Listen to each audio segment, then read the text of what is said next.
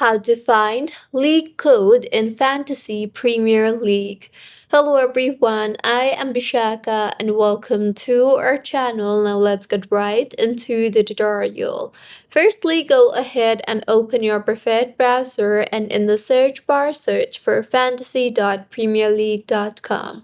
Now, make sure that you are signed in and further, in order to share your league code, simply tap on the leagues and cups option you see there on top dashboard, and here, if you scroll down, you will be able to view all your leagues. So tap on the gear-like icon right beside the league code where you want to share the league code. So tap the gear-like icon right beside the league whose code you want to share, and in this particular interface you will be able to see your league code.